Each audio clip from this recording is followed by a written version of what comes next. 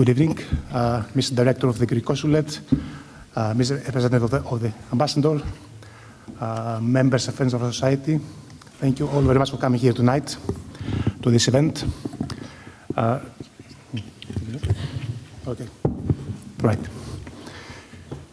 So welcome everybody to this event tonight. I'm glad to see a lot of our regular people, as well as some new faces tonight. Very nice. And I hope you will all enjoy this event, and we'll see you again in our future events next year. Talking about future events, you may have seen an advert for our Christmas ball somewhere over there. Our ball will be held this year again in the usual place, the Royal Garden Hotel in Kensington on the 14th of December, and we would like to see as many of you as possible in this event. There are some leaflets available for you in the reception desk if you want to pick up one, or if you want to ask us after the event, we'll be happy to answer any questions. Let me say a few words about tonight's event and why we're doing this. We all know that Alexander the Great is famous as a fierce warrior and a person who conquered a lot of the ancient world. But we want to focus not only on his fighting abilities, but on his plan to unite the world and spread Hellenic culture over the ancient world.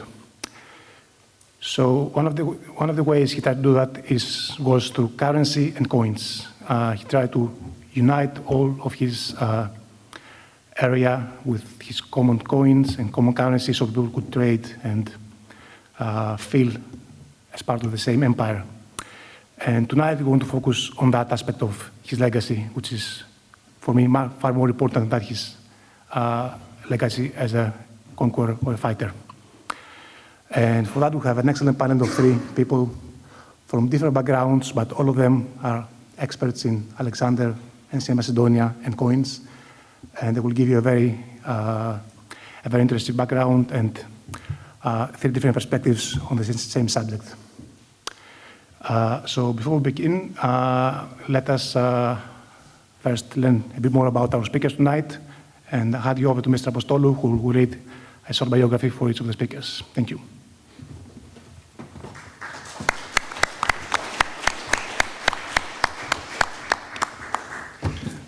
Good evening. Thank you for coming. I'm going to introduce our panelists today so you can have a better idea about their lives. First, for Andrew Meadows, Professor of Ancient History, Tutorial Fellow, New College, Oxford. Andrew Meadows is a specialist in the history, numismatics, and epigraphy of the Hellenistic Greek world. From 1995 to 2007, he was curator of Greek coins at the British Museum. In 2007, he became Margaret Thompson Curator of Greek Coins at the American Numismatic Society. From 2008 and 2014, he was Deputy Director of the Society. In 2014, he moved to Oxford to take up a professorship and the Tutorial Fellowship in Ancient History at New College. In October 2014, he was elected to the Board of Trustees of the American Numismatic Society. From 1998 to 2006, he was secretary of the British Academy Sylogia Numorum Grecorum Committee, and in 2013, he was appointed director of the International SNG project. From 2002 into 2005, he served as an honorary secretary of the Royal Numismatic Society. In 2007, he was member of the Institute of Advanced Study in Princeton. In 2012, he was elected to the Cray Visitorship at Wilson College and the Robertson Visiting Scholarship in the Hebridean Coin Room of the Ashmolean Museum in Oxford. In 2014 and 5, he was the Archaeological Institute of America's Metcalfe Lecturer. In July 2015, he was elected to an honorary curatorship of the Ashmolean Museum, and in September 2015 as a member of the International Numismatic Council. He's a co-director of the Online Coins of the Roman Empire, also known as OCRE, and is currently working on a collaborative project to digitize the inventory of Greek coin hoards, and is co-founder and a member of the steering committee of the Nomisma project. Professor Meadows has also taught Greek and Roman numismatics as an adjunct professor for Columbia University in New York, and is working with the Institut Européen d'Archéologie Sous-Marine and the Oxford Center of Maritime Archaeology on the publication of material from the excavations at Heraklion, East Canopus, and Alexandria in Egypt. Our next panelist is Dr. Frédéric Duriat. I suppose my French is good enough to pronounce it correctly. Frédéric Duriat is director of the Department of Coins, Medals, and Antiques of the Bibliothèque Nationale de France. From 2001 to 2009, she was assistant professor in Greek history at the University of Orléans and member of the Institut Universitaire de France between 2006 and 2009. From 2010 to 2013, she was curator of Greek coins in the Department of Coins, Medals, and Antiques of the Bibliothèque Nationale de France, and she was offered the position of director of this department in September 2013. She has been associated researcher to the Institut de Recherche sur les Arches Matériaux, Center Ernest Babylon, a physics laboratory specialized in elemental analysis of the metal of coins. That's between 2002 and 2013. And she's now associated to the research team Orient et Méditerranée, Monde Sémitique, Sorbonne University, and the École Doctorale d'Archéologie of the University Paris I, the Panthéon Sorbonne. She presented a habilitation à diriger de recherche at the Sorbonne in 2010, published by the American Numismatic Society in 2016.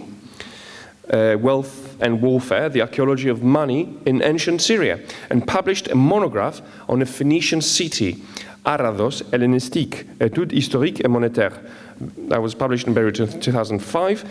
Most recently, she co-edited the volume Alexander the Great, A Linked Open World. She's the editor of the collection Trésor monétaire, published by the Bibliothèque Nationale de France, and is one of the directors of the Revue Numismatique, the Numismatic Review, and member of the board of the Société Française de Numismatique. She has written and edited 11 books and several dozens of articles related to numismatics, ancient history, or economic history. Last but not least, Mr. Dr. Simon Glenn, who is a research fellow in the Heberden Coin Room at the Ashmolean Museum of Art and Archaeology at the University of Oxford. Educated at the Universities of Edinburgh and Oxford, he works on both Greek and Roman coins and has recently also held a position as a curator of the numismatic collection of the University of Leeds. His doctoral research, which focused on the coins produced by the Greco-Bactrian kings who ruled in Central Asia in the 3rd and 2nd centuries BC, will be published very shortly as a book, Money and Power in Hellenistic Bactria. Dr. Glenn has a member of Oxford Paris Alexander Project, digitizing and publishing online the coins of Alexander the Great in the Ashmolean collection.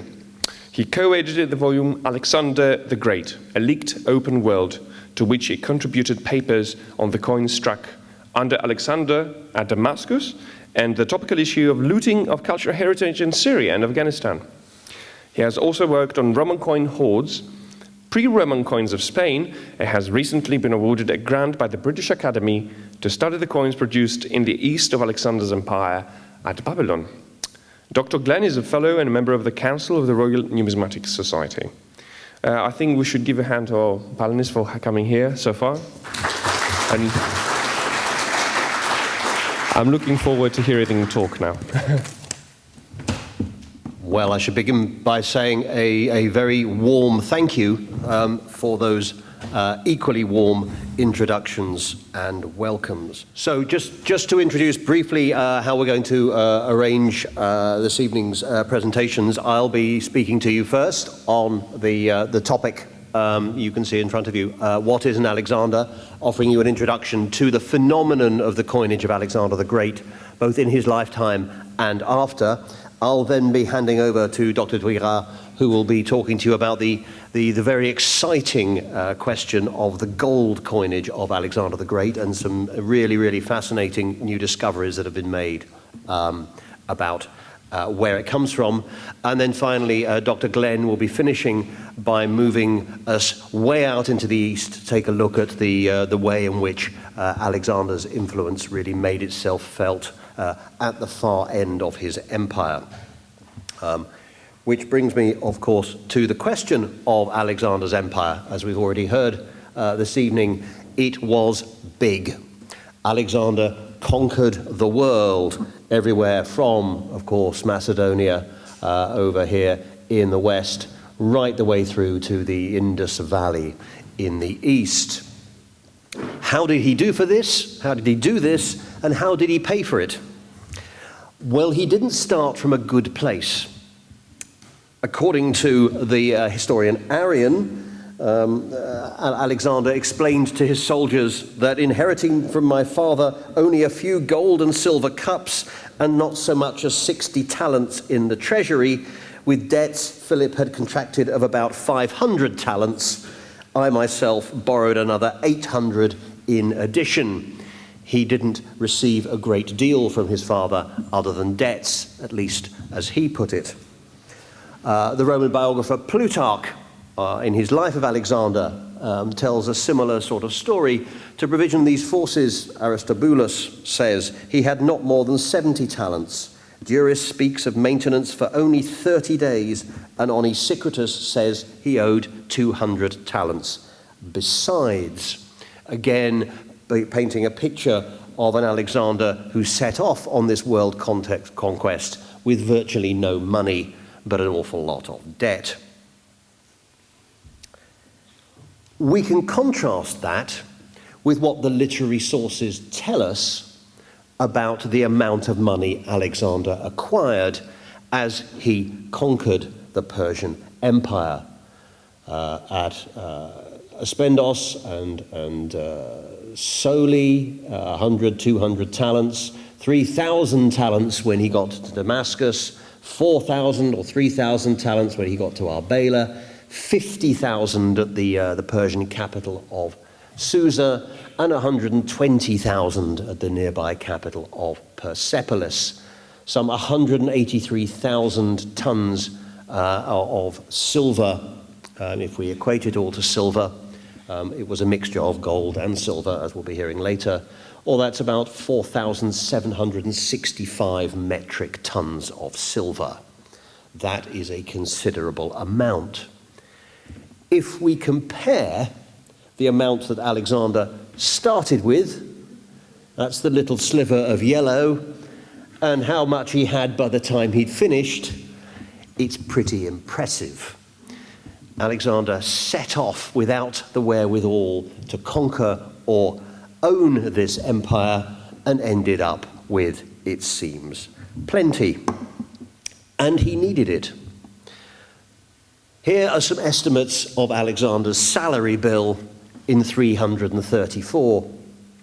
He probably had about 45,000 infantry and cavalry, about 44,000 men on ships, and was paying them about a drachma a day, or he was getting through money at about 15 talents per day, 450 a month, or 5,400 talents per annum. That, over the space of the 12 years of his conquest, would come to about 65,000 talents in total. Let's hold that figure in our heads, 65,000 talents, for a moment. I'm going to come back to it. What did he do with all this money that he acquired from Persian treasuries in order that he could pay his troops, pay all these men? Well, of course, he turned it into coinage, and he turned it into very, very large quantities of coinage. We are fortunate in that we have a wonderful reference work for this coinage. If you want to go away and start exploring this for yourself, you can acquire a copy of this book. It's the British Museum catalogue, The Coinage and Name of Alexander the Great. Even better now, however, you can consult an online resource. This is Pella, which provides this for free on the World Wide Web, a complete account of every known type, or at least known to Martin Price. And there is the address for it if you want to scribble that down, or indeed open it up now on your tablets and phones and start playing. numismatics.org/Pella. What will you see if you go there? You will see an account of the coinage. You will see maps showing you where the coin was produced. You will see maps of find spots if they are known, and you will see a link to specimens in multiple collections. The coins in Oxford, in Paris, in London, in New York, in the major collections can be accessed there. So if you want to find out more about the coinage of Alexander the Great, there's a great resource for you. The coins he issued were in 3 metals, and this itself was a remarkable innovation that really had begun with Philip of Macedon, his father. There were gold coins in various denominations. I put them up for you there. For the most part, they have this simple type of the head of Athena on one side and Nike on the other, the warrior goddess and the goddess of victory, and the goddess of victory holding the mast of a ship, symbolizing here victory on both land and sea, you might say. The silver coins, very largely of one type, with a head of Heracles in a lion scalp on one side and a seated figure of Zeus on the other. The messages there about Alexander's ancestry, back to Heracles, and about his kingship, and a kingship that derived perhaps from Zeus. Alongside the gold and the silver, there are other silver types of various sorts produced largely in Macedonia itself, with a variety of symbols, mounted figures, the eagle of Zeus appearing on some of these, or drawing on the same sorts of messages, it seems. And there were bronze coins produced also in Macedonia and beyond, often mirroring the types of other coins or of earlier coins of his father. These are the coins of Alexander the Great. Where they were produced and when they were produced, we will come back to in a moment. One interesting feature of this coinage I do want to draw attention to up front is the way it was produced. Coinage is familiar to us, obviously, as a medium today. It's produced by machines. In the ancient world, it was produced by hand. It was produced by hitting one die that was placed on top of a blank piece of metal, which was in turn placed on another die. And those dies were hand engraved, so everyone looks a little different.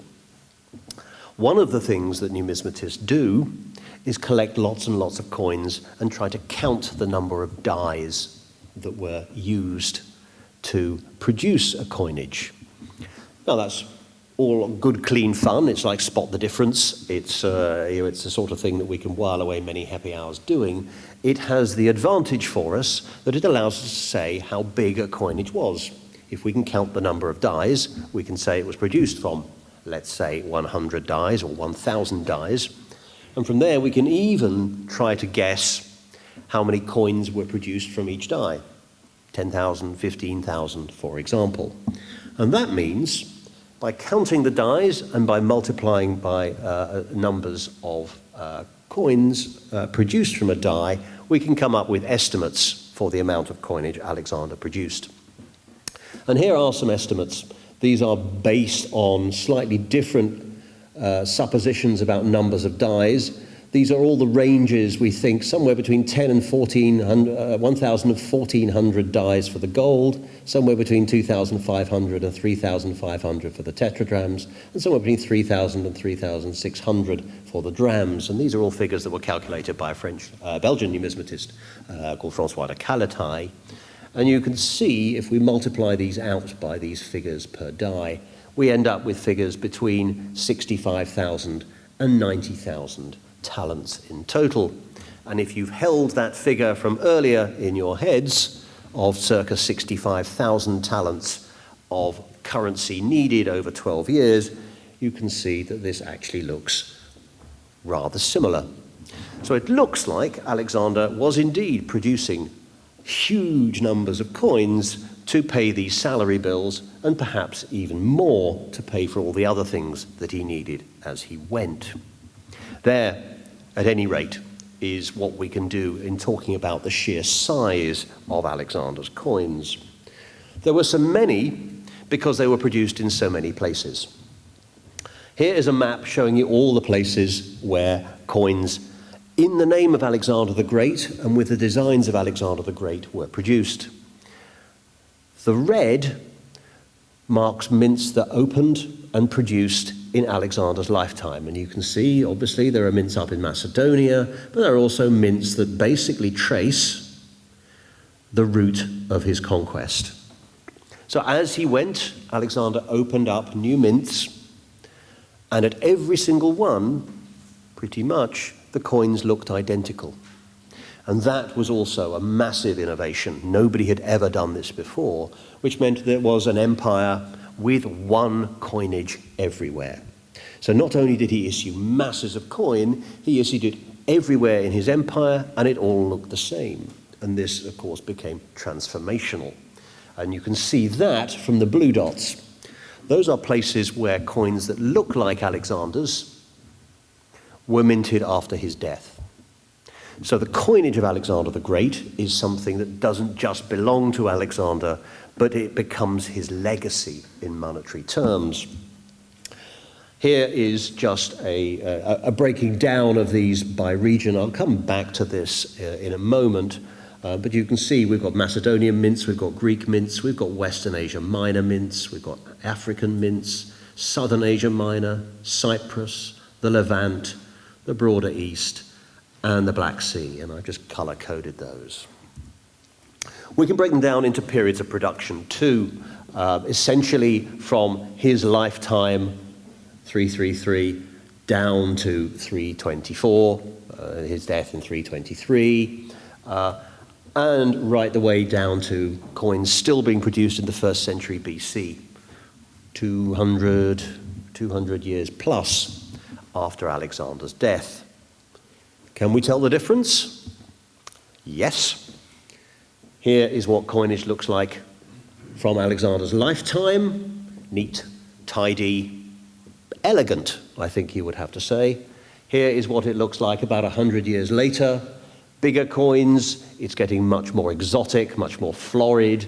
We're getting a good deal more character, in some senses, put into these coins, down to the last issues, which are really quite baroque, extraordinarily different. There's no chance that you would mistake that for that. So we have a very clear development.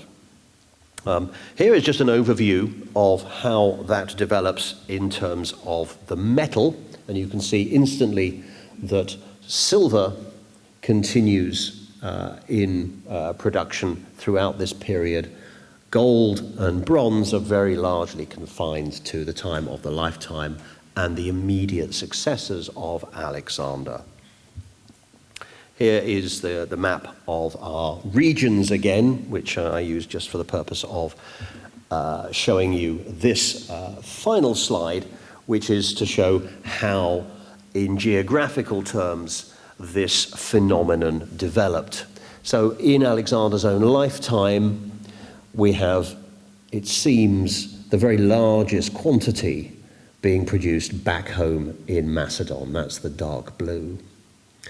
As we move into the period after Alexander's death, a period of some confusion and turmoil militarily, Asia Minor becomes the location, it seems, of the predominant production, and that remains as a pattern in the following generation or so. After this point, we get a bit of an oscillation. Asia Minor continues to be important and indeed predominant as we move down into the late 3rd and 2nd century BC, but we can see also that by the end, this is entirely a phenomenon of the Black Sea. To do, it seems, in part at least, with the conflict that broke out between the last kings in that part of the world, particularly Mithridates VI and Rome. So this coinage that Alexander created moved through time, it moved through space, and it remained a coinage that was desirable and used by royal powers for 250 years after his death. And there I'm going to bring it to a close and say thank you for listening so far, and I'm going to hand over to my colleague, Dr. Doria. Thank you. So I will only speak of one part of the coinage of Alexander. Currently, the study is going on, so it's not a final state that I will show you. And to understand the place of the gold coinage of Alexander, it is useful to start with a general view of the place of gold as the currency in the Greek world. So I will do that as an introduction. One of the oldest material traces of gold being used as a mean of exchange was found in Eritrea in the excavations of a house by the Greek archaeologist P.G. Themelis, and it had that shape.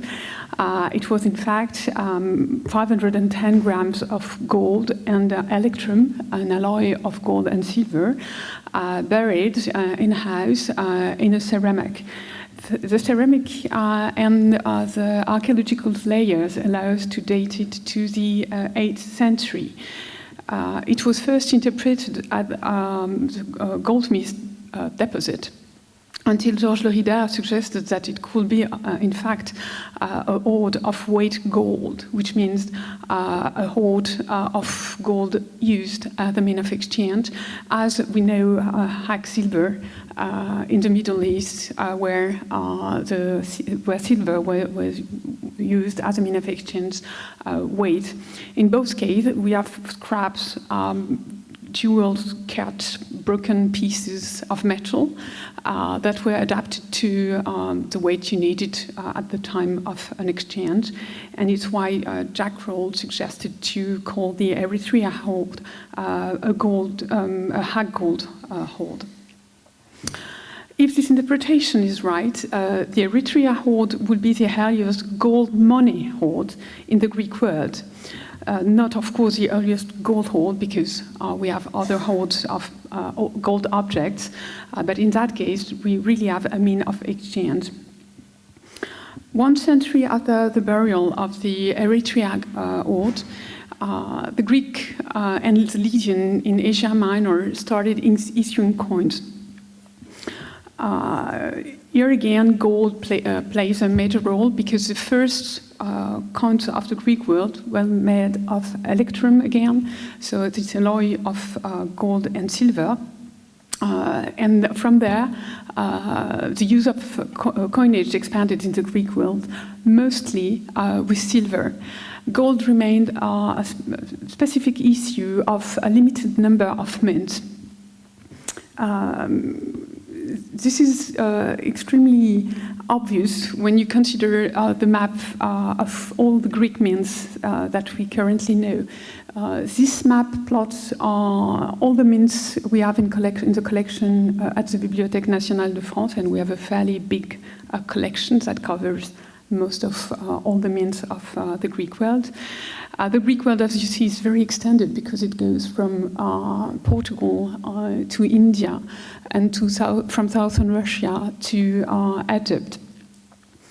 In comparison, the mints issuing gold in the Greek world are much more limited a number, 113 in the collection in Paris, which is more or less 10% of all the Greek mints that we have. And it is in this context that the conquest of Alexander occurs. So the second question is, where does the metal issued by Alexander comes from? The general agreement among historians is that Alexander minted the huge quantities of precious metals that he found in Persian treasuries, and you have seen the tables with the figures that we know. What is interesting is that the Achaemenid Empire was extremely wealthy, and we know that Persian kings had gathered big amounts of precious metals. But what is more interesting for my purpose here is to consider the way they stored it. And Herodotus has been fundamental in our understanding, because he explained that the tribute is stored by the king in this fashion. He melts it down and pours it into earthen vessels. When the vessel is full, he breaks the earthenware away, and when in his money, cuts as much as will serve his purpose. As a result, historians have considered that the Persian kings were barbarous people keeping riches locked in their palaces. This is quite old-fashioned of considering the Achaemenid Empire economy, but there is still a debate about the circulation of, or absence of circulation of these riches in this empire. It's why I like to quote Strabo, which is often forgotten when people quote Herodotus, because Strabo give more details, and he says that yes, the Achaemenids prefer gold for as articles of equipment, and not much in money. But he mentioned the fact that when they needed it, they could coin it as suffices their needs.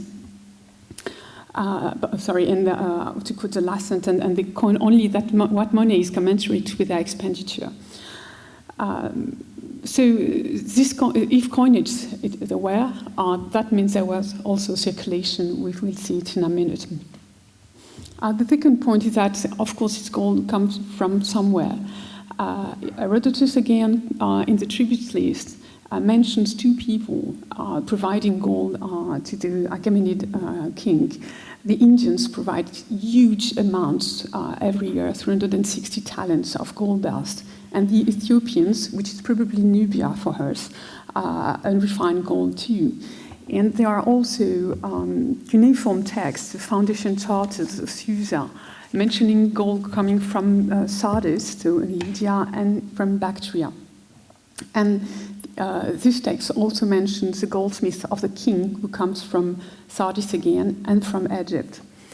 Fortunately, we have more sources, either through text or through archaeology, showing that there were more mining areas around the Mediterranean that could provide gold too, mostly in Thrace, the Pangaean region, the Stiffness Island, the Pactolus in Lydia, and the Eastern Desert in Egypt.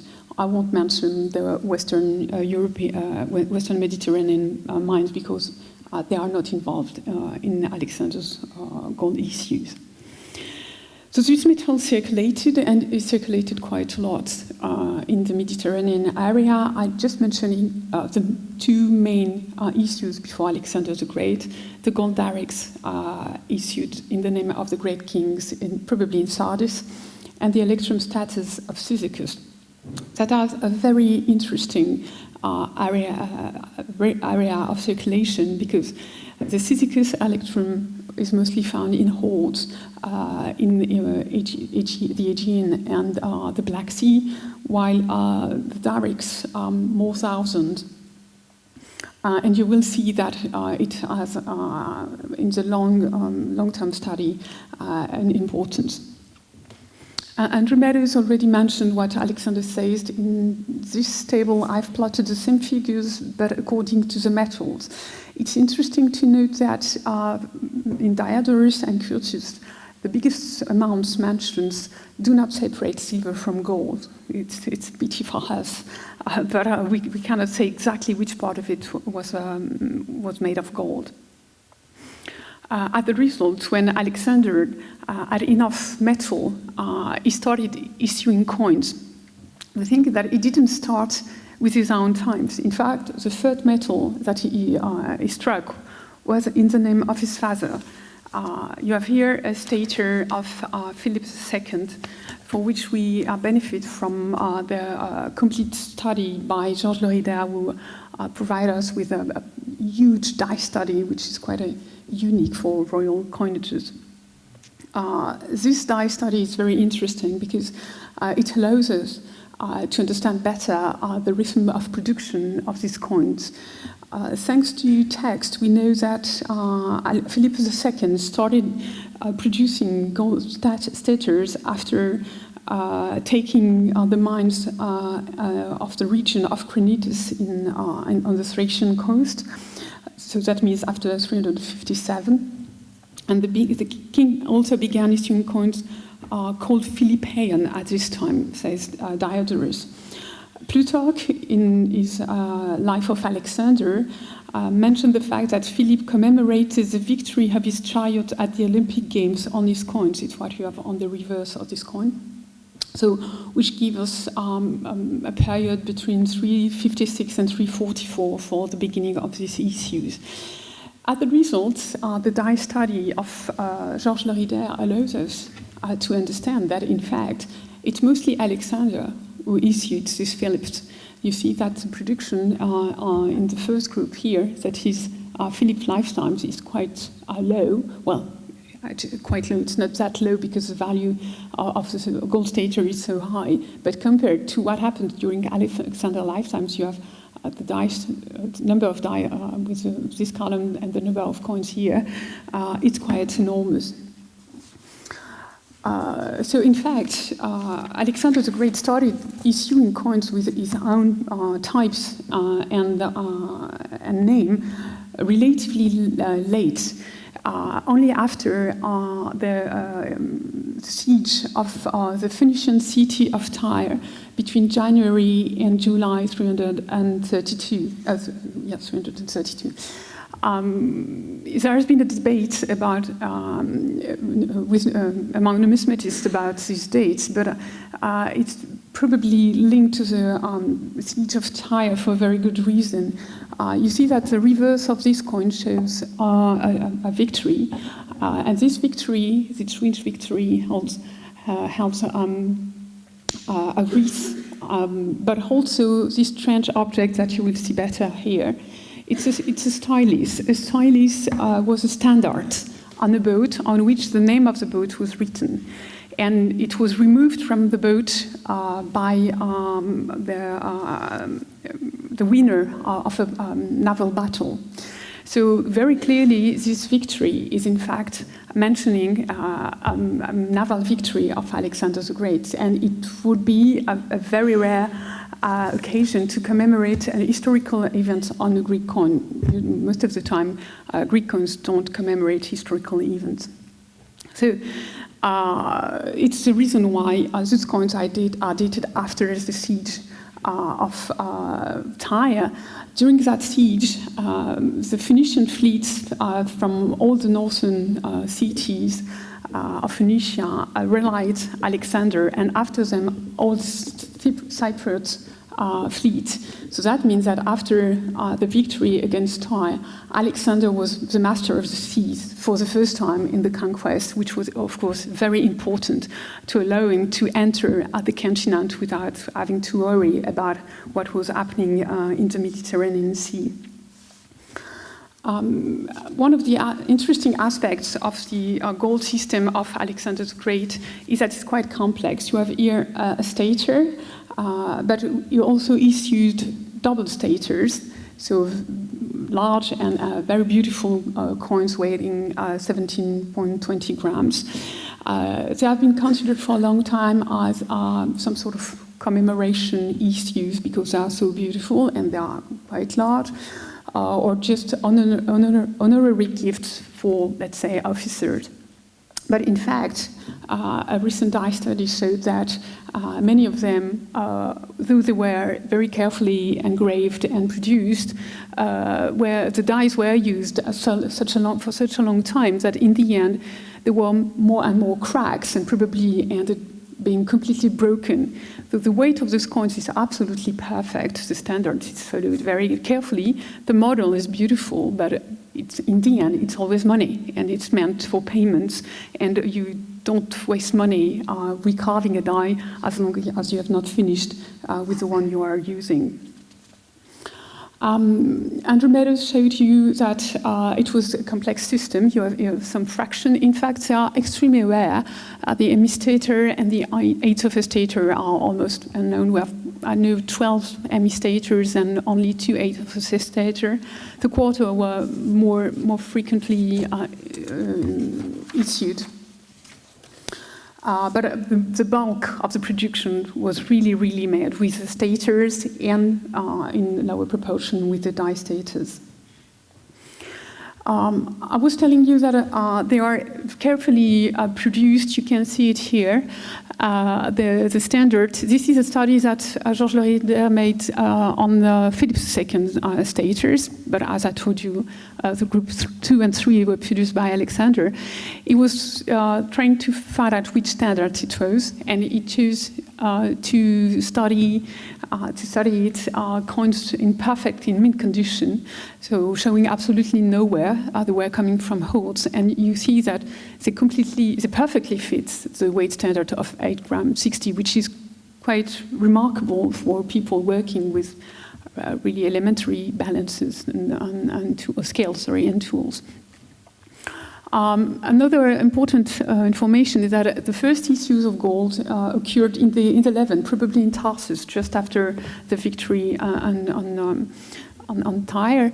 But this coinage spread quite quickly in the rest of the empire. And in fact, we can see that some of the Eastern coins had Macedonian models. The bottom coin is a double stater from Amphipolis in Macedonia, and the engraving is particularly beautiful, with some detail that we don't have on most of the staters, because the victory on the reverse is wearing, she's like dancing, you know, a peplos is open around her legs, and you can see that the Sidon model, the Sidon engraver tried to follow the Macedonian model, but in a more clumsy way.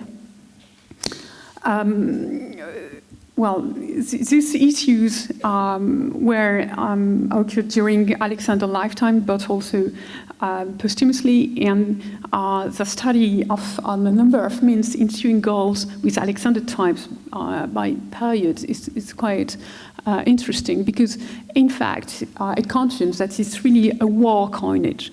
You can see that after 280 it completely drops, and in fact there is only one mint really active during that period, which is one of the Black Sea mints that is just starting its issue. The 4 other mints active between 280 and 270 are in fact finishing and producing almost nothing.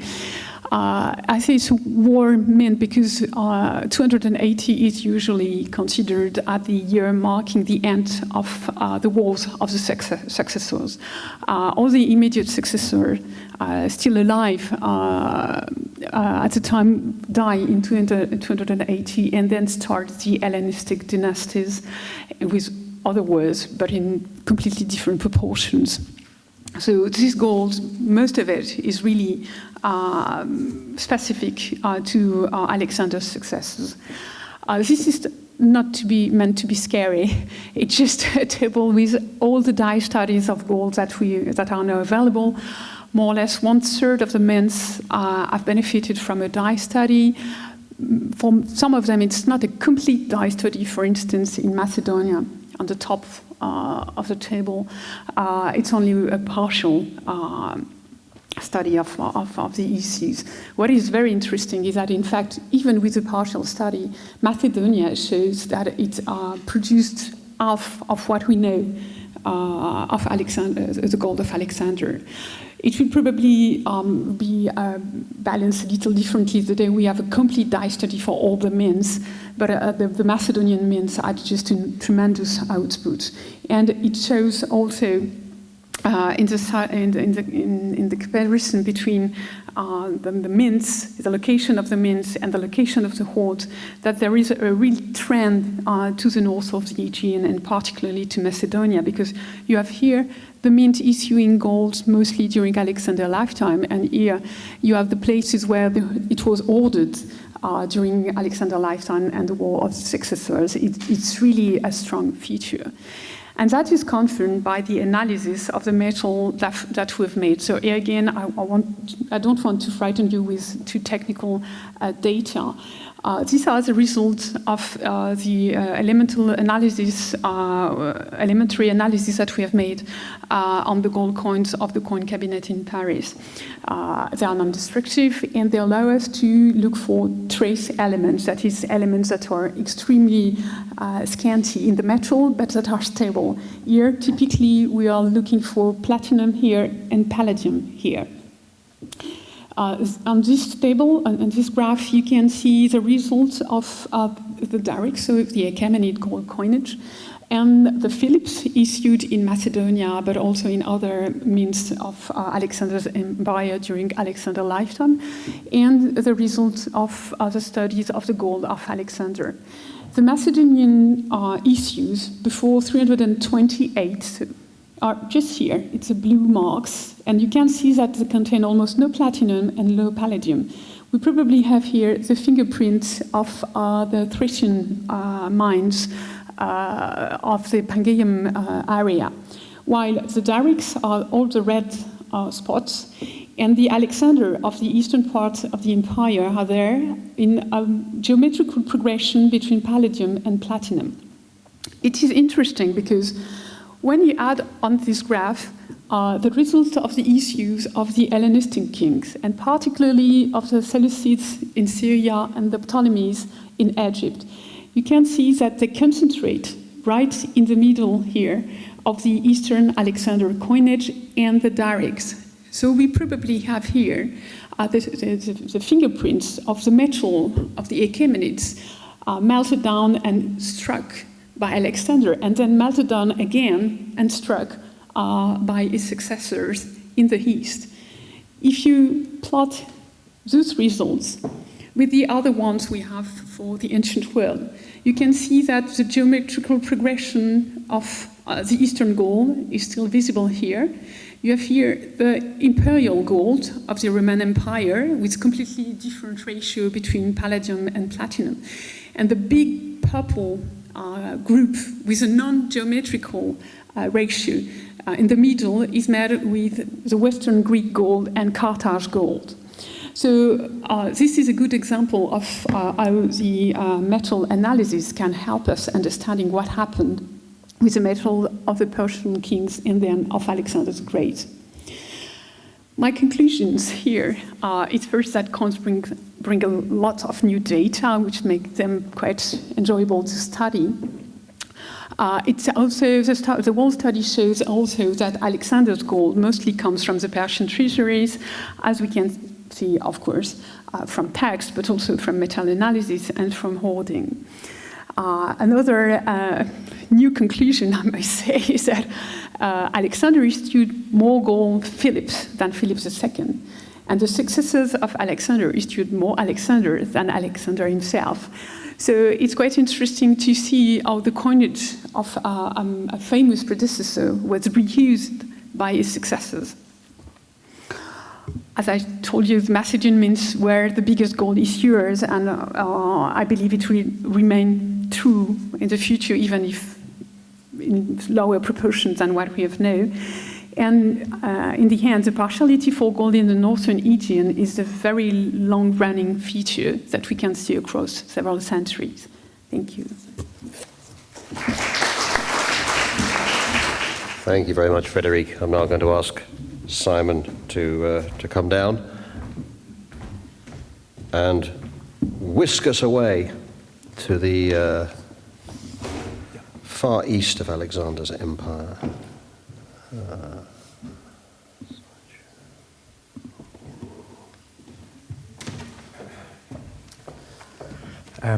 I'd just like to reiterate the thanks for inviting us. It's always nice for me to be let out of the museum to talk to people, so thank you very much.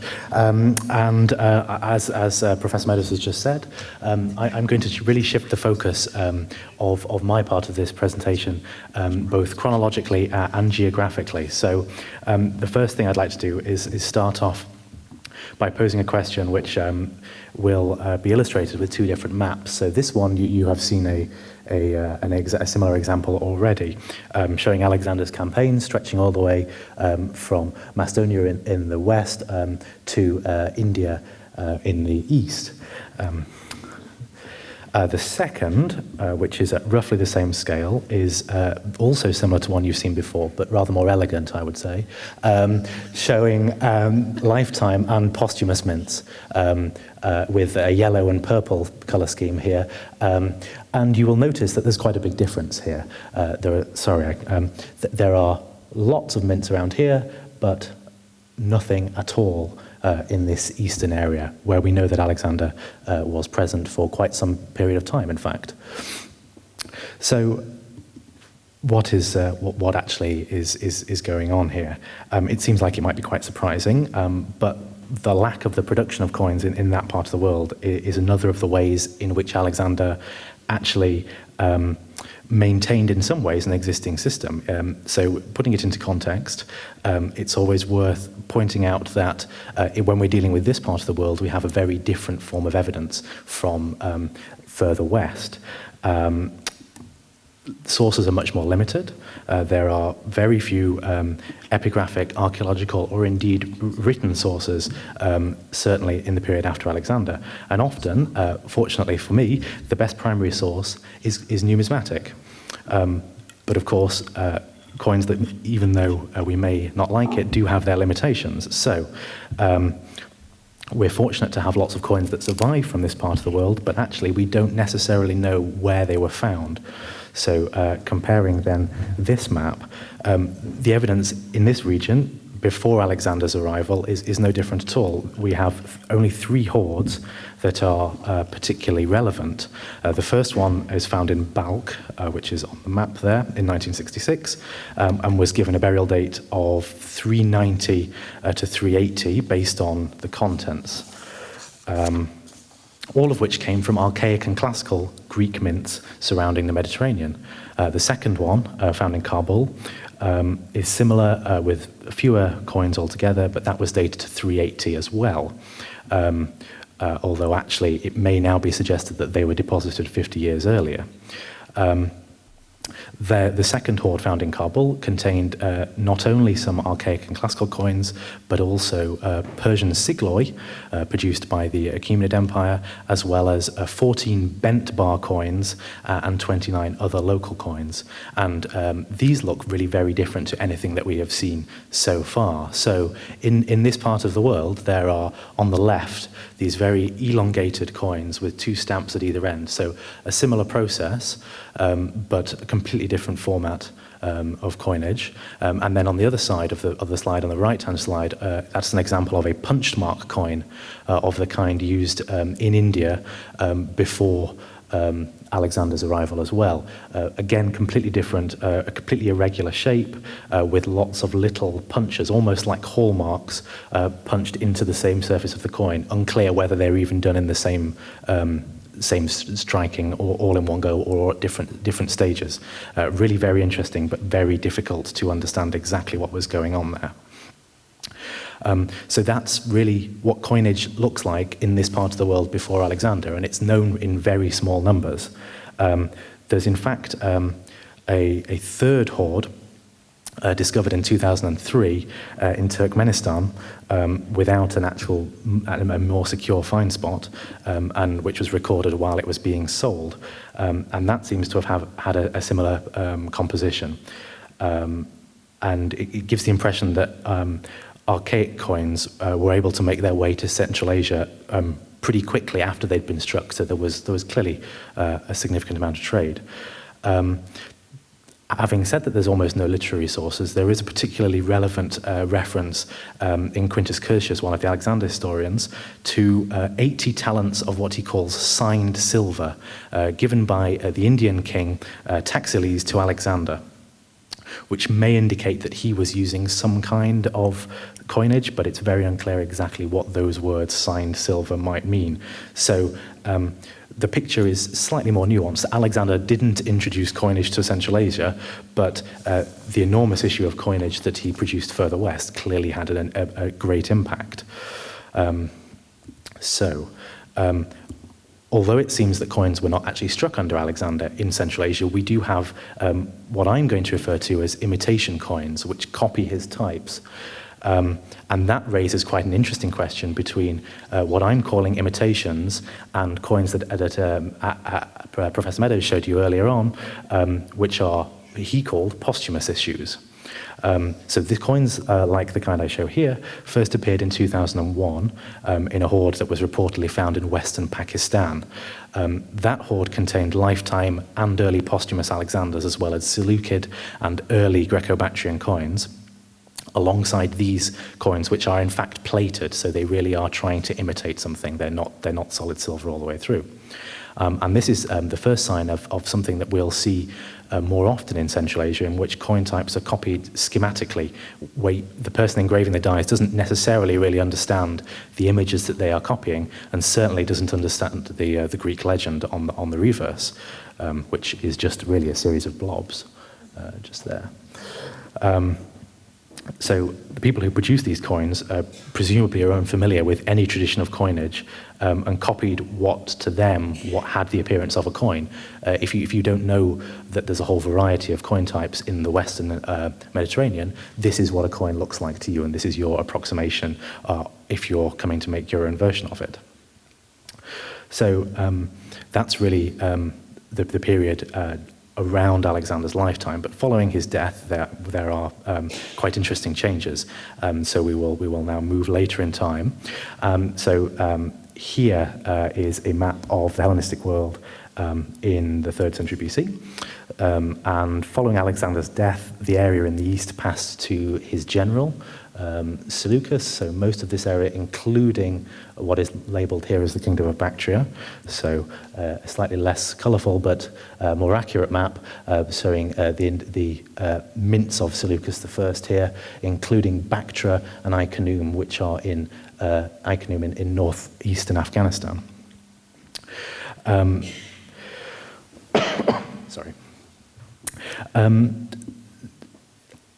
After Alexander's death, Seleucus in many ways continued, as did many of the successors of Alexander, a lot of his policies, not least in terms of coinage. They carried on producing coins that had exactly the same designs, had Alexander's name on the back still, but gradually they developed a difference. They added their own names to the coins, and they started to change by adding their own portraiture to them, with the kings actually putting themselves on the obverse of the coins, and something that we're far more familiar with today. Although this is not a coin which has Seleucus I on it, it's in this transitional phase, it is very interesting. It's not a coin from Central Asia, it's from Ecbatana, so a little bit further west, but you'll see that Seleucus has retained this image of Heracles on the obverse, very similar to the coins that we've seen already. But particular interest for the rest of this paper is the fact that there is someone on the back. There is a figure on horseback wearing headgear which has horns attached to it, while the horse also has horns. And there's a lot of debate numismatically about who this person is. Is it Dionysus? Is it Alexander with the attributes of Dionysus, or is it Seleucus with the attributes of Alexander and Dionysus? But when you see it in the context of other coins minted by Seleucus at Susa, it seems likely that this actually is supposed to be Alexander. And the horns of the horse add weight to this conclusion. Alexander's horse was one of the most famous in antiquity, this magnificent beast with a large head, which gave him his name, Bucephalus. And he was won by a kind of 12-year-old Alexander who tamed this horse, which had previously been untamable because he was scared of his shadow. And then the Bucephalus accompanied him on the rest of his journey. we can presumably assume that Bucephalus in real life did not actually have horns. Horses don't have horns, but there is literary evidence that he may have been adorned with gilded horns, so in some sense he may actually have had some. And his name by itself may have led later generations to assume that he did have horns. Already we've switched slightly weirdly away from coins and into horned horses, but I just thought I would break this up a little bit by showing you a picture of something that wasn't a coin, which my colleagues tell me is sometimes a good idea. We find that Bucephalus is depicted in other media, sometimes with rather unusual features. So if you will just indulge me for a little while, this is a sculpture which is outside the city chambers in Edinburgh. And it shows Alexander moving Bucephalus so that his back is to the sun, so that he can't see his shadow, and therefore is taming him. The model for this bronze sculpture was created by Sir John Steele in 1832, but not cast until some 51 years later, by which time it had become clear that the city of Edinburgh was not willing to pay the artist the full amount for the sculpture. The local legend of this story is that the artist then amended the design of the horse's ears so that in fact Steele gave him the ears of a pig. I'm not an expert in the anatomy of horses, I must say, but they do look a little unusual, I must say. And this is a far more realistic image where the statue is wet because it's raining in Edinburgh. So that's just a silly aside, actually. Sorry, it was quite a long digression, but it was worth it for something that's not coins. So there's also a representation of Alexander on the famous Alexander mosaic from Pompeii. And here, there's something a little bit strange about the ears as well, that there's potential for special pleading here, but other people have suggested that what is going on here is a blurring between ears and horns on this image. Alexander's horse has much lighter ears than everyone else's horses in the rest of the mosaic, and they do have a slightly horned shape. This is worth indulging me because it will come back and become relevant in a little while, I promise. So, whatever the case, horned horses also appear on coins, but produced at different mints throughout the Seleucid Empire. So this one comes from Pergamum under Seleucus I, and you will see there is very clearly a horse with a very nice set of horns.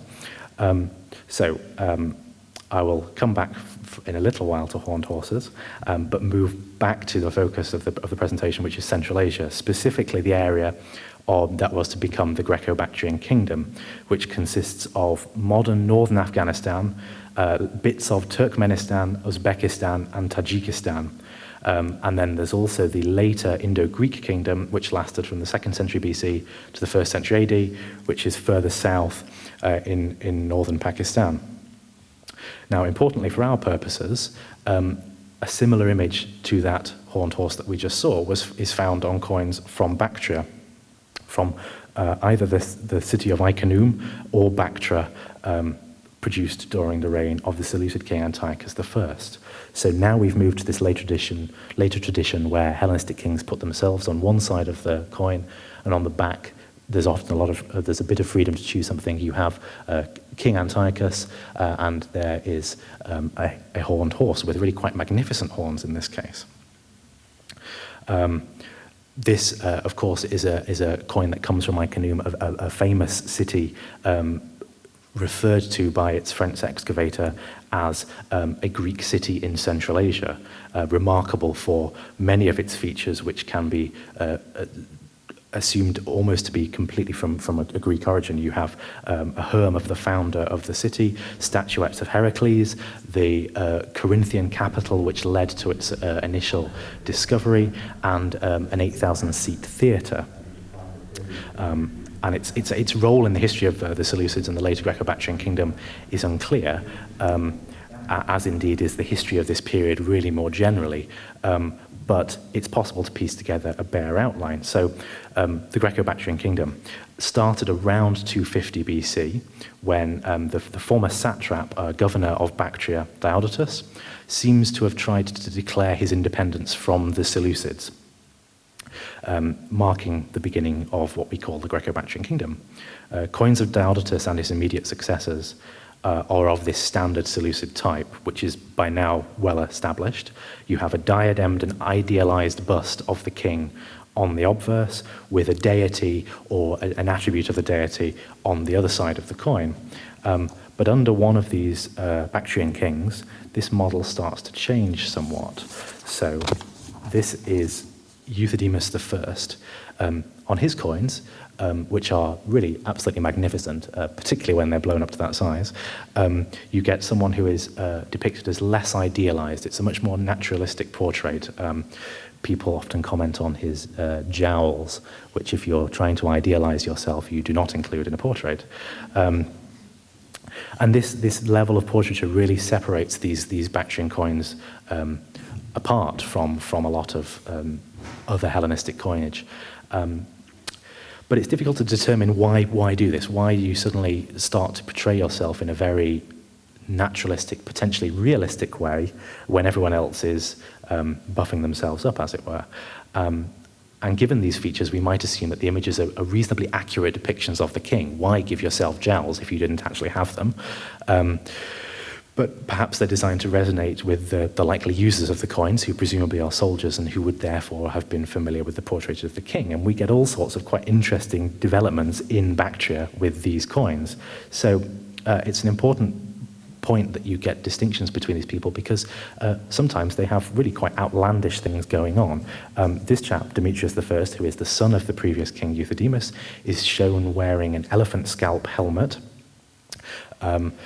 which is potentially a helmet that he actually wore. You see that there's a line here that makes it clear it's something sitting on top of his head. Other people appear with elephant scalps on their coins, bizarrely, but they have a whole lot of elephant coming down the side of their head. I mean, the idea that you can sit somewhere with an elephant's head on the top of your head is absurd in the first place. But if you indulge me a little bit, you'll see that there is a clear line here. So maybe this is a representation of something that this king wore. And there are other examples of Hellenistic kings engaging in this kind of theatricality. So Demetrius Poliorcetes is reported by Plutarch to have worn cloaks which had the image of the world and heavenly bodies, because he was claiming universal sovereignty. And maybe we can link something here, an elephant. There are elephants in India. This appears to be an Indian elephant. It has quite a small ear. Perhaps Demetrius had some conquests in India that this is really referring to, although, as we've heard, linking coins and historical events is quite dangerous. Often you find that previous Hellenistic iconography is kind of twisted somewhat. So here we have Pantaleon. On the back, you have an image that's reasonably familiar from earlier parts of this presentation. Zeus seating on a throne with a scepter in his left hand and something in his outstretched right hand.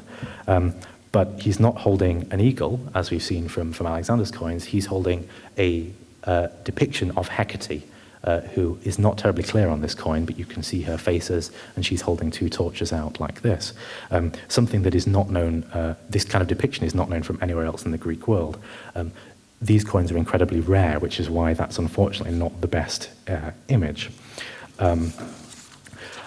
And you get other people who seem to enjoy a penchant for somewhat unusual headgear, at least in terms of Hellenistic kings on coins. So we have Antimachus I here, who is shown with what is often identified as a causia, which is the hat which is of Macedonian origin and is found on the paintings of the tomb guards at Vergina.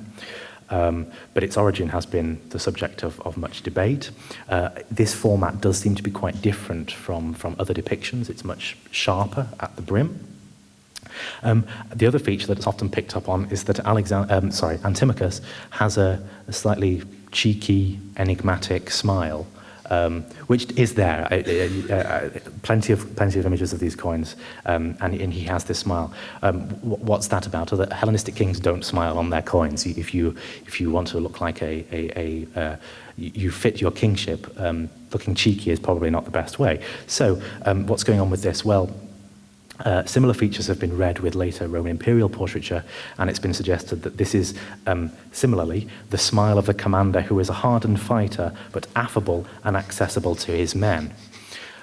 Whether that's quite what's going on here is another matter, but it is very interesting. There are clear developments that are quite different. Then we have this absolutely magnificent coin, the zenith of the Greco-Bactrian kingdom, which is assumed to have come during the reign of Eucrates I, who is responsible for this 20 stater piece. So this is 20 of the standard gold coin of Alexander the Great. It weighs 169.2 grams, and it is about that big. It's the largest coin that was struck in antiquity. It is now in the collection of Dr. Frédéric Girard in Paris. The king wears a Boeotian helmet of the type that Alexander's companion cavalry wore, but he's got a bull's horn, we're back to horns, and an ear, which is reminiscent from other coinage of the Hellenistic world. And we find the Dioscuri on the back, so charging right, Castor and Pollux there. We will return to that image in a little while.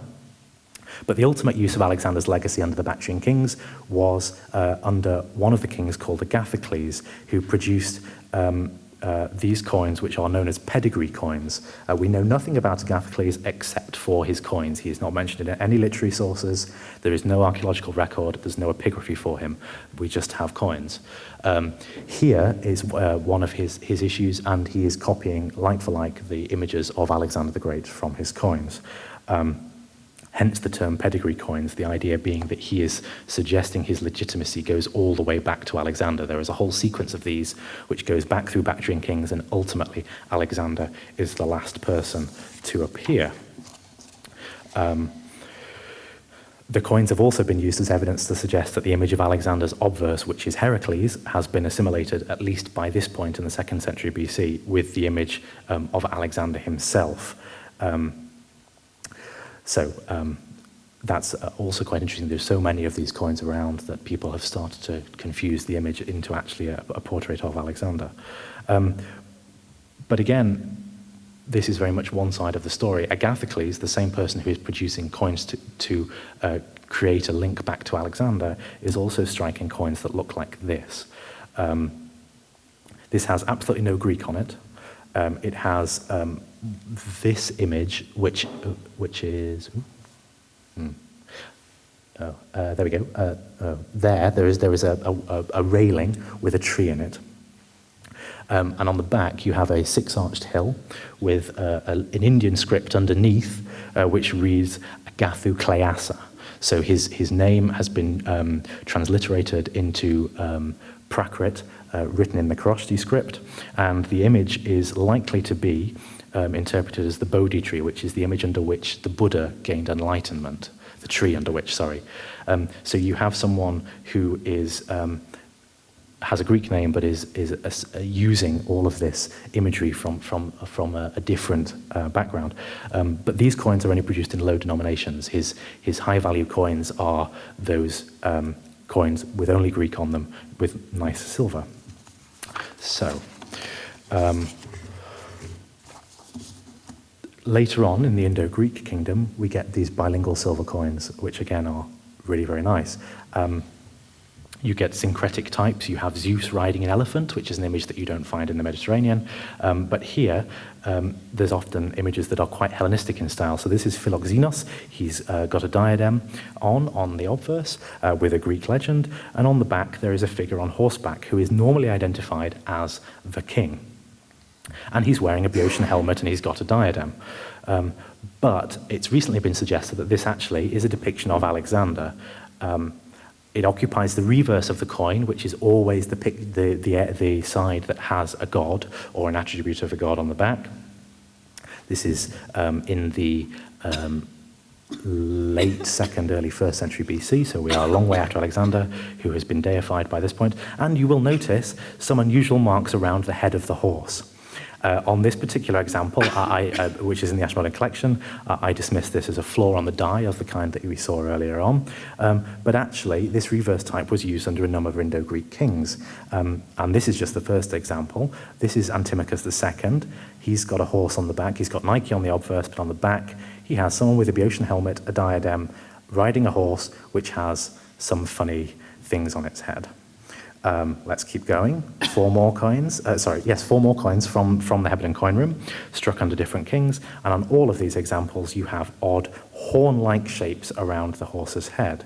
And a final example, again, absolutely beautiful coin, of two rulers, Hermias and Calliope, and you have the horse with what is really quite a distinctive set of handlebar horns, I would say, here going on here, which is quite reminiscent of that coin that we saw from Pergamon. So I will hope you will agree that we're in fairly safe ground on identifying this reverse type as Alexander. So there is some kind of deification going on here.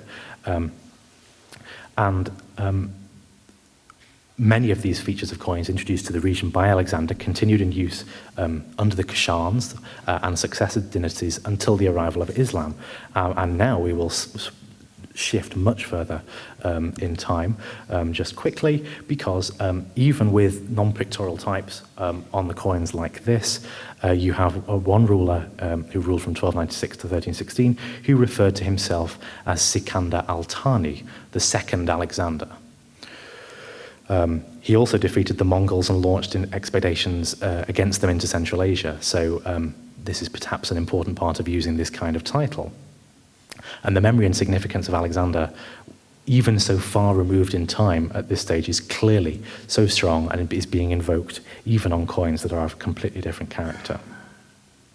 And indeed, we don't have to look even too far further than the present day and very recent past to find evidence of the continued use of Greek images on currency in Afghanistan.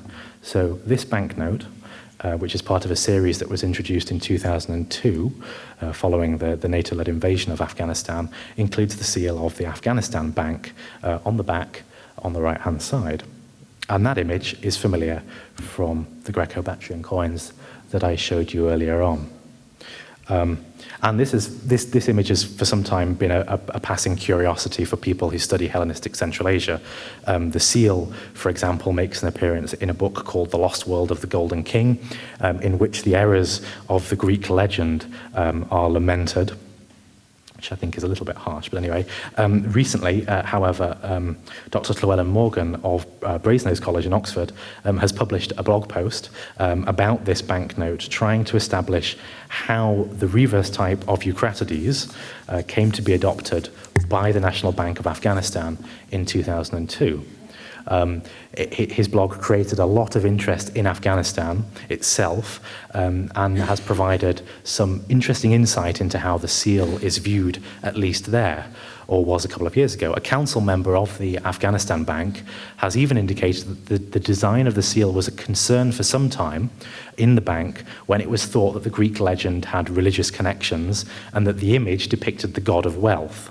But once it was established that megas simply means great, the seal is back and acceptable again. So for my part, I've actually undertaken a die study of coins of Alexander the Great, and I was able to identify the prototype coin from which this seal was created. So that's the coin there that inspired this seal, I think. The coin was found in 1946 as part of a hoard discovered in Kunduz in the northeast of Afghanistan. It was published by the French archaeological delegation in Afghanistan in 1965, and the coin's held at the National Museum in Kabul, which unfortunately has since been looted. Although there are some uncertainties, I do hope that Dr. Morgan's Afghan contacts can clear up for us how likely it was that this coin was actually seen by the person who decided to create the seal. And no other examples from that die are known, so it must come from this coin. And it's quite interesting to speculate why you have a Greco-Bactrian coin with a Greek legend chosen to appear on banknotes that otherwise have an almost universal Islamic imagery or depictions of Islamic archaeological sites. You'd have very little from much earlier. Eucratides is often thought to have been the king under whom the kingdom was at its height, particularly in the light of that enormous 20-stater gold piece. The seal may also have been designed after the discovery of Iconium, the famous city, which the excavators identified as Eucratides' capital. More simply, perhaps the image of that horseman was thought to be one for which Afghans would have some affinity. Indeed, no other Greco-Bactrian coins have figures on horseback. But whatever the case for all of this, I hope it's been interesting just to see just how long-lasting and interesting the integration of Alexander and his legacy in Central Asia has been. Thank you very much.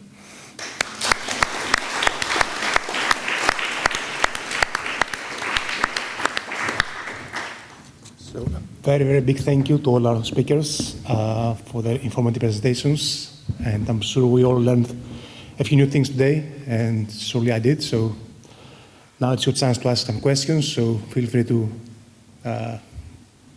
ask them, and I'm sure they're happy to answer your questions. So I've got quite a lot, but I think I'll speak to you individually afterwards.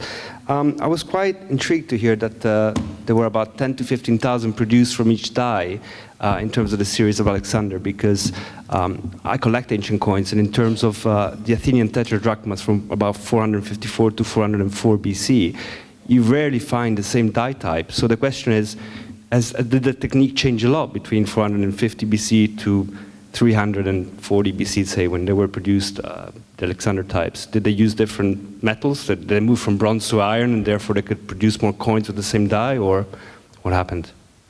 Well, I'll take that one, I guess.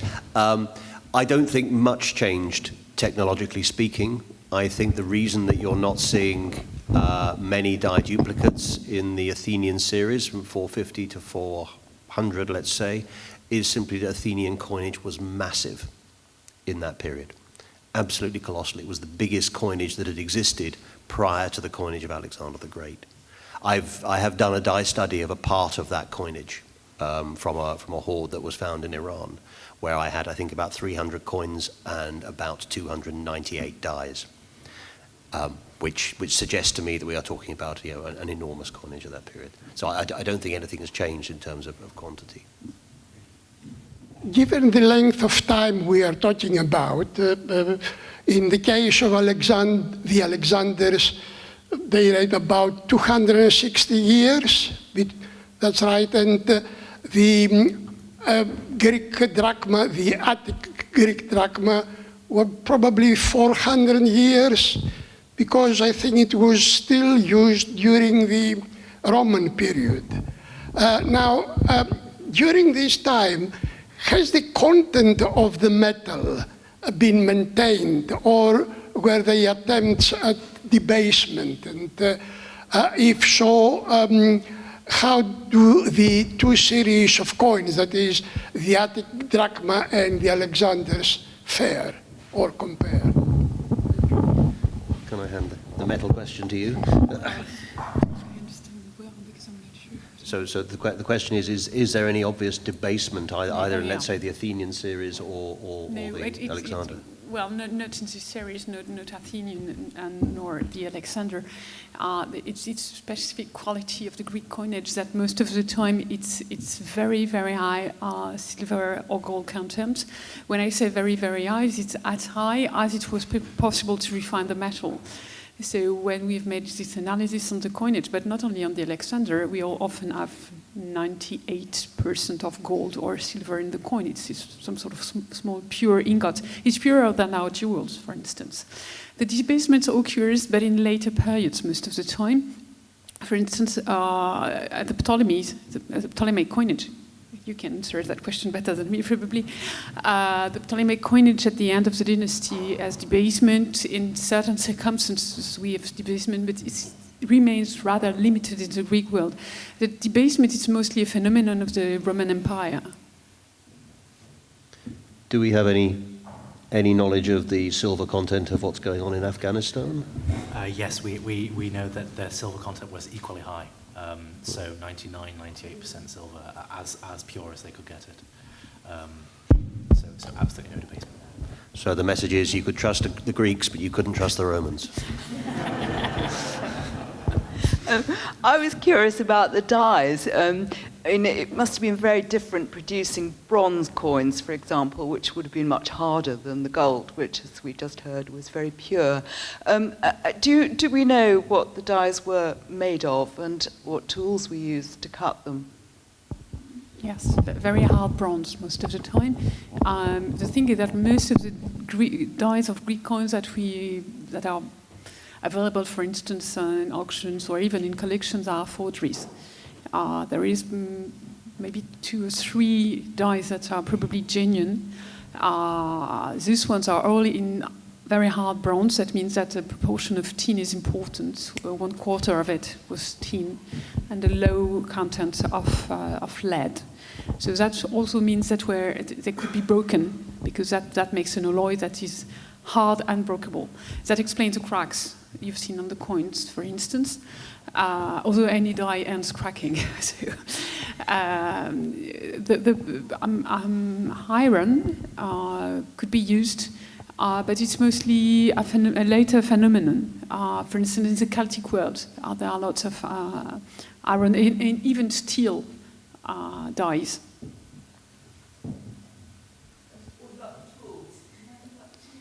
Well, we don't know the tools because we never found a workshop, and unfortunately our literary sources doesn't speak about that.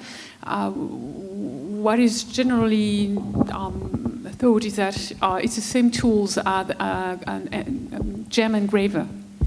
And we have more data about that because, for instance, Pliny the Elder described the tools used by gem engravers. And in fact, those tools have not changed for a very, very long time. The traditional ways of engraving gems today still use the same tools. Any questions? I have 2 questions.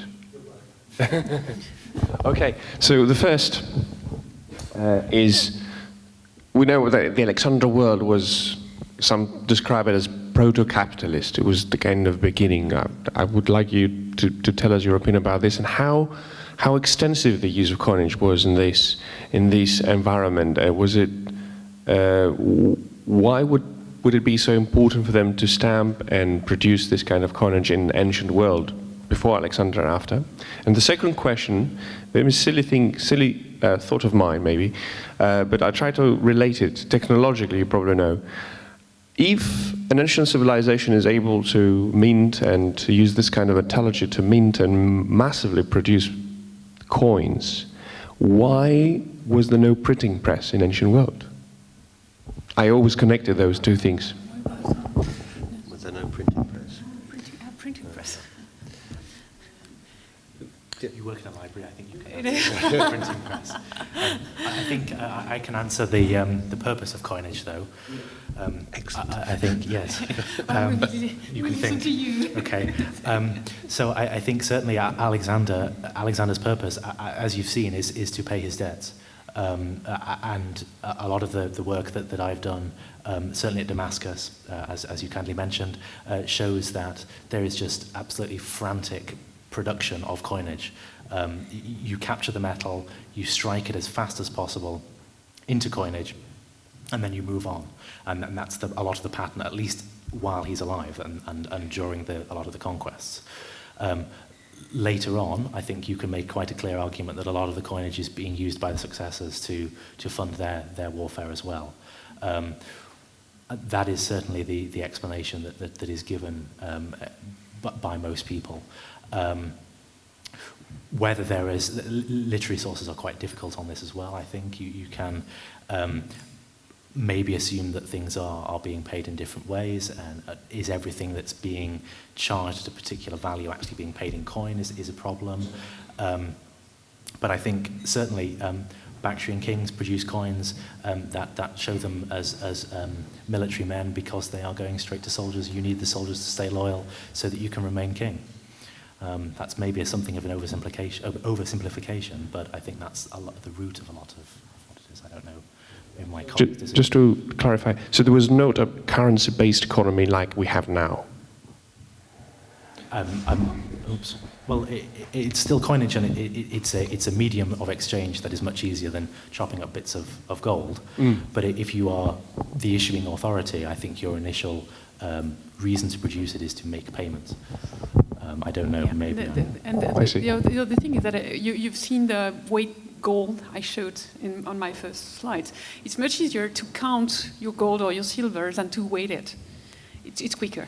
And that means that it introduces a relationship of trust between the users and the issuer.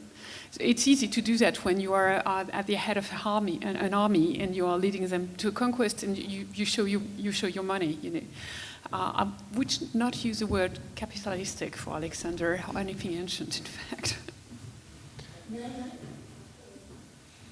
I come into this particular point regarding the printing presses and all that? Yeah. Printing presses, first of all, came much later than the period we are discussing. And in any case, people did not trust paper.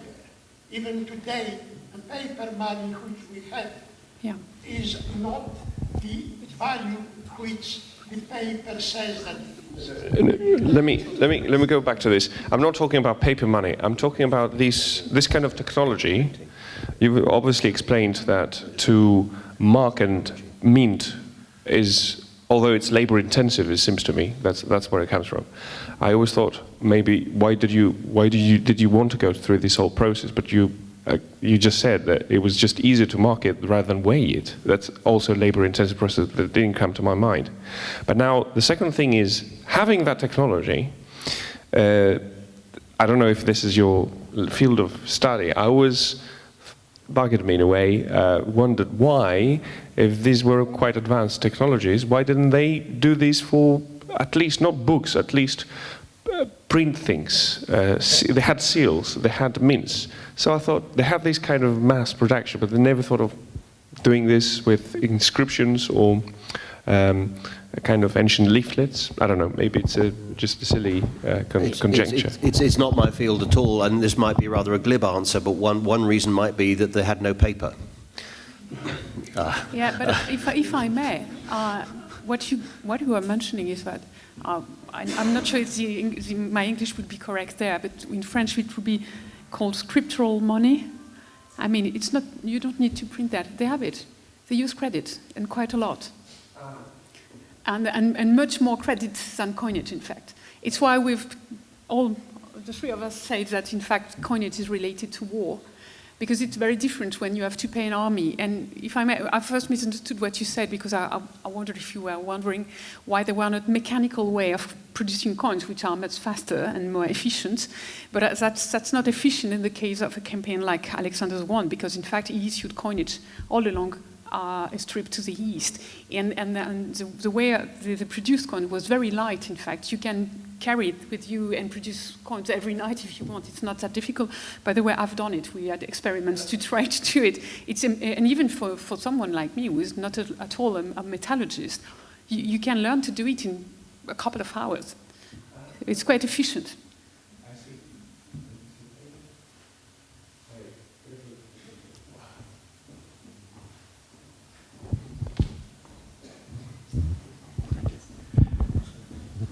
From what I remember of the map, there seemed to be a concentration of mints on Cyprus and around Tyre. Is there any particular reason for that, or is it just where the excavations were made and revealed in these mints? No, the mints are deduced from the coins themselves, so it's not a pattern that's produced by archaeological excavation. I think in part the answer may lie in prior patterns of production. That's to say, where coinage had been needed in the past, it continued to be produced. And the two areas we're talking about here are areas that are essentially controlled by sea or associated with large navies. And navies are one of the things that generates a need for coinage. And perhaps even at the very origin of coinage, it may be naval activity that first brings coinage to the Greek world. So I think that's, to my mind, seems to be one clear reason why there's a lot. But you're the Levantine expert. Well, there's no easy answer to it. It's true that there is already a tradition of issuing coins in all these mints. We have to remember that the Levant, like the Greek world, is a city world. Cities started there. And coinage is really useful when you are managing a city, especially when you need to pay soldiers, but also when you have technicians and especially technicians you can have to invite from abroad. It's interesting because we don't have many texts about the use of coinage, but it's very clear that it was often used even on later periods, during later periods, to pay those technicians or engineers, doctors, people like that, artists. I'm not sure I answer completely the question, but... On Cyprus, there seemed to be two periods where they were producing these coins. Again, is there any particular reason why they evolved like that? Cyprus is a highly contested area in the successor period. So the Ptolemaic kingdom of Egypt is desperate to keep hold of Cyprus because it is the key to the naval control of the Eastern Mediterranean. And at the same time, the Antigonid dynasty, who are essentially a naval-based dynasty in the late 4th century, are very keen to take Cyprus away. And one of the great naval battles is fought off Salamis in 3065 BC, and that's with the conquest of Cyprus is when the Antigonids first declare themselves to be kings. So I think it is this contested nature of this space that probably leads to a lot of this coin production. Yeah, and you can say exactly the same for Phoenicia. There are huge battles, and it's quite interesting to see how, for instance, Ptolemy from Egypt try to conquer this area because it's a buffer area for Egypt. Once you've taken Phoenicia on the southern Levant, you enter Egypt, there is nothing to stop you. So it's in the history of the long-term history of Egypt, it always was a contested and desirable area. So the more you have war, the more you have coins.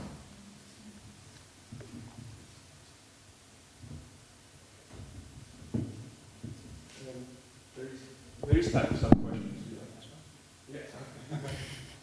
Right. My question is, how did people at the time know that the coin was a genuine coin produced by the king? I mean, was there any type of counterfeiting, or how did they know that it was a valid coin?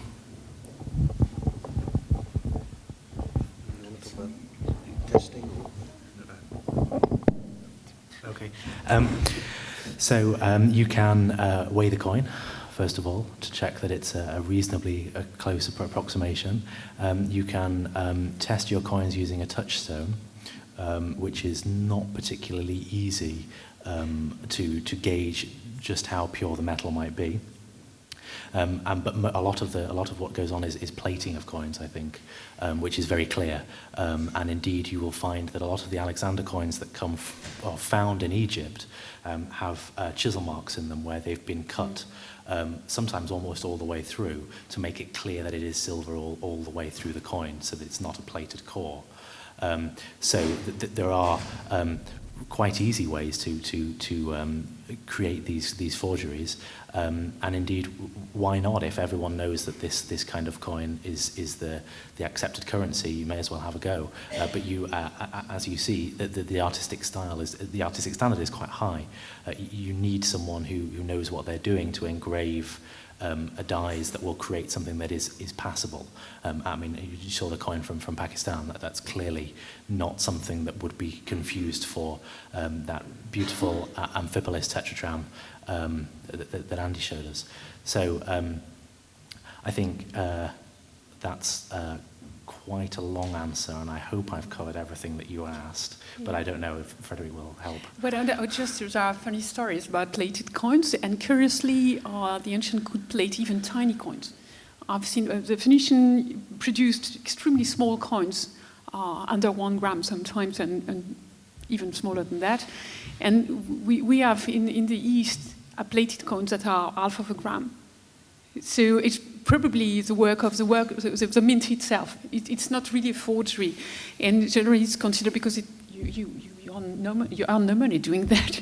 But probably the mint master had an amount of silver to strike. He didn't manage very well, and as he has a number of coins to produce with this amount of silver, well, it cheats a little with the last one because there is not enough metal left. And the second thing is that in the coin cabinet, a colleague of mine was performing analysis on tetradrachms of the Ptolemies, silver tetradrachms. all very good one because it's a royal collection in Paris. So we have beautiful coins, well kept, and so on. And the method we use, in fact, use a laser that creates an ablation in the coin. It's tiny. You couldn't see it with your naked eye, but it goes quite deep. And you have immediately the results on the laptop while the machine is performing the analysis. And so you had 98% of silver, 98%, 98%. And suddenly silver just dropped like that and copper rose.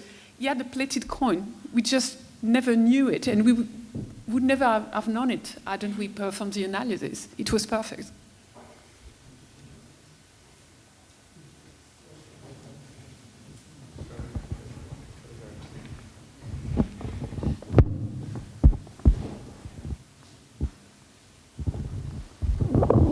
Hello. Could you please give us an idea about what is the current market for these coins and maybe some values?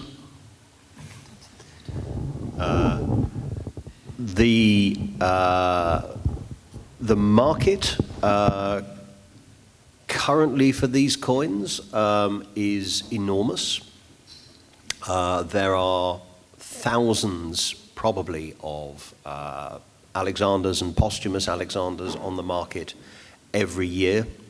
99% of those probably are the result of illegal excavation and looting in different parts of the world.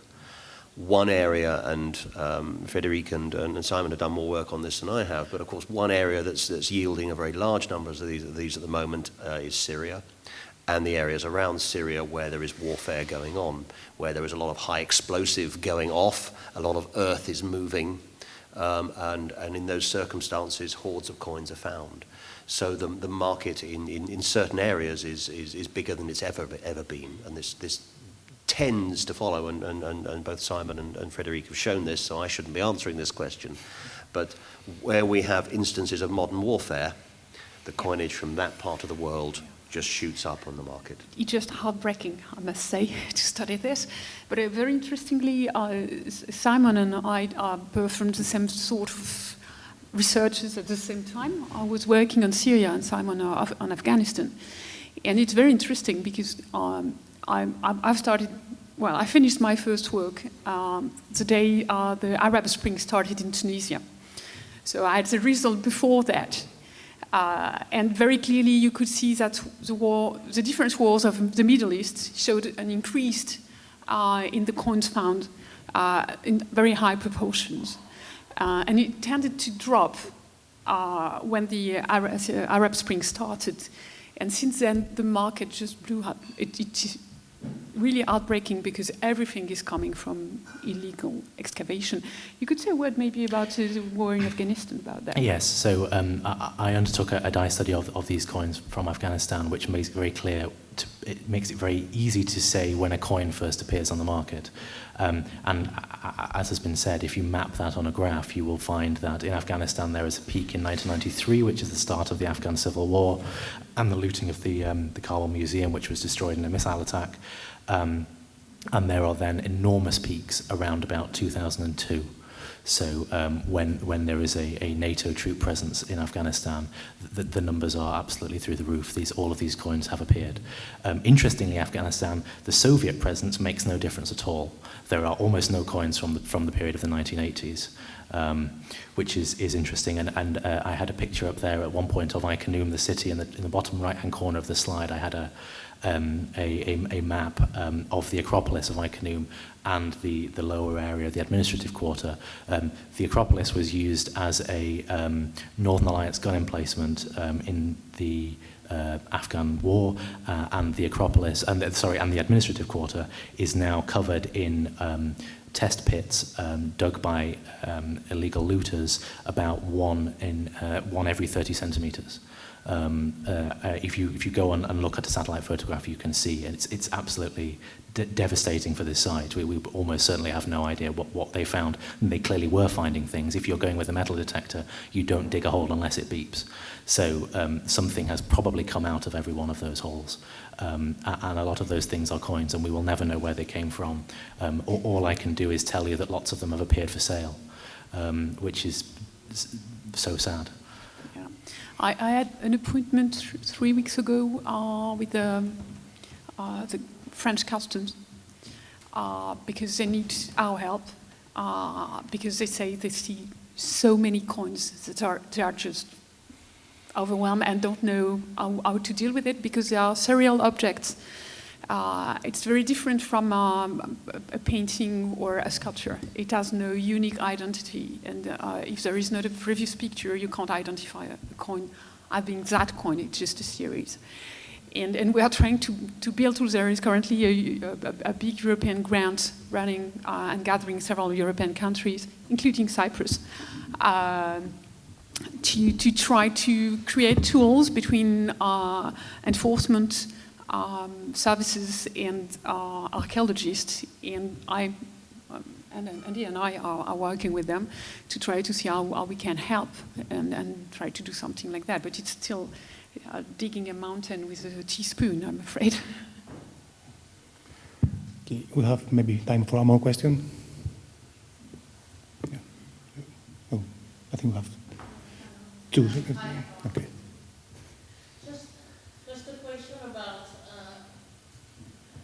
Just a question about who was deciding to put the portrait of the king on a coin. Was it the king himself, or was it someone in the province or in the city? Because I know there's a lot of discussion around this in the Roman Empire from Augustus onwards. But what about the Alexander tetragrams? What about those types of coins? I mean, what do we know about that? So Alexander the Great never put his own portrait on his coins. We can say that with a reasonable degree of certainty.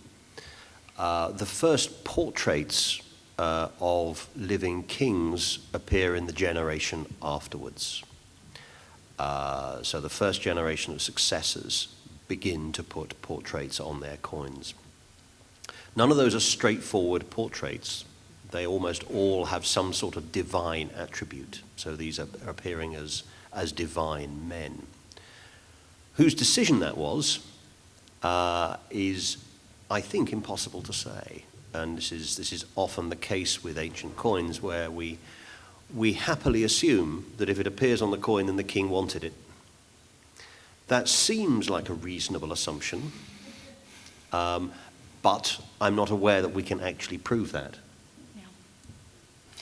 Interestingly, well, when I was showing the mints of the Greek world, saying, well, the Greek world is larger than the Greek world. Why do we call it Greek coinage? Because most of the people that were not Greek by education adopted coinage in the Greek way. And one of the unwritten rules is that you don't put a living being on it.